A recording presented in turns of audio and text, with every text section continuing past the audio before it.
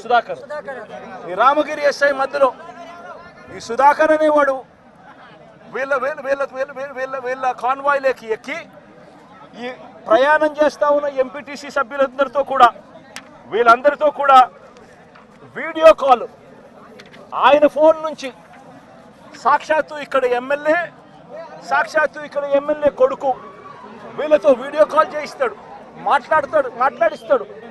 చేసేటప్పుడు భారతమ్మ అని చెప్పి ఒక ఎంపీటీసీ సభ్యురాలు ఉంటే ఆ ఎంపీటీసీ సభ్యురాలకు సంబంధించిన అమ్మ నాన్న వాళ్ళిద్దరిని వాళ్ళ దగ్గర పెట్టుకొని ఆ వీడియో కాల్లో వాళ్ళ అమ్మ నాన్నను కూడా చూపించి నువ్వు కనుక ఓటు వేయకపోతే మీ అమ్మ నాన్న వాళ్ళు ఇంటికి కూడా రారు అని చెప్పి వీడియో కాల్లో ఏకంగా బెదిరించే కార్యక్రమం జరిగింది.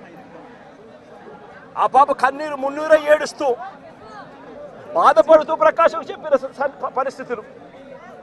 ఇలాంటి పరిస్థితిలో ఒక ఎస్ఐగా ఉన్న వ్యక్తి తాను చేసిన పని ఏమిటి? తాను వెళ్ళి కాన్వాయ్లోకి తాను సెలవు మీద ఉన్నాడట ఎస్ఐ. తాను మామూలుగా పోకూడదట. అలాంటి రామగిరి ఎస్ఐ ఎంటర్ అయ్యి వీడియో కాల్ పెట్టి వీళ్ళందరినీ కూడా భయపడించి ప్రలోభాలు పెట్టి చేసే కార్యక్రమాలు చేశారు. తీరా చూస్తే ప్రలోభాలకు వీళ్ళు ఎక్కడా కూడా లొంగని పరిస్థితి ఎప్పుడైతే కనిపించిందో అప్పుడు ఇక ఎన్నికకు ఎంపీడీఓ కార్యాలయానికి తీసుకొని పోయి ఎన్నిక జరిగించే కార్యక్రమానికి ఫుల్ స్టాప్ పెట్టించేసి టైం అయిపోయి చేసేట్టుగా చేసి ఎన్నిక లాస్ట్కు కోరం లేదని చెప్పి ఎన్నికను పోస్ట్పోన్ చేసే కార్యక్రమం చేసిన తర్వాత ఇదే ఎస్ఐ వీళ్ళను పెనుగొండకు తీసుకొని పోతాడు. పక్క కాన్స్టిట్యున్సీలో ఉన్న పెనుగొండకు. అక్కడ ఎంఆర్ఓ కార్యాలయంలో తీసుకొని పోయి ఎంపీటీసీను బైండ్ ఓవర్ చేస్తూ అక్కడ తెలుగుదేశం పార్టీకి సంబంధించిన నాయకులందరినీ కూడా అక్కడికి రమ్మని చెప్పి చెప్తాడు.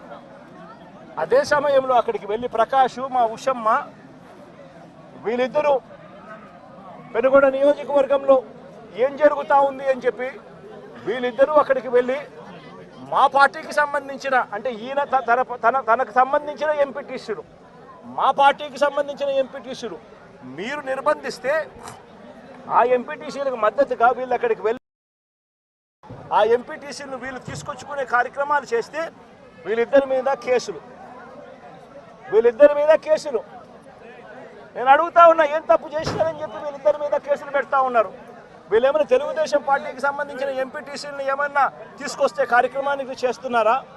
లేదే మా పార్టీకి సంబంధించిన ఎంపీటీసీలను సాక్షాత్తు పోలీసుల సమక్షంలో పోలీస్ అధికారే తెలుగుదేశం పార్టీ నాయకులతో కలిసి మా పార్టీకి సంబంధించిన ఎంపీటీసీలను కిడ్నాప్ చేసే కార్యక్రమం ఒకవైపున జరుగుతూ ఉంటే అడ్డుకునేందుకు వీళ్ళు అక్కడికి వెళ్ళి ధర్నా చేసి ఎంపీటీసీలను తీసుకొచ్చుకునే కార్యక్రమం వీళ్ళు చేస్తే వీళ్ళ మీద కేసులు పెడతారు.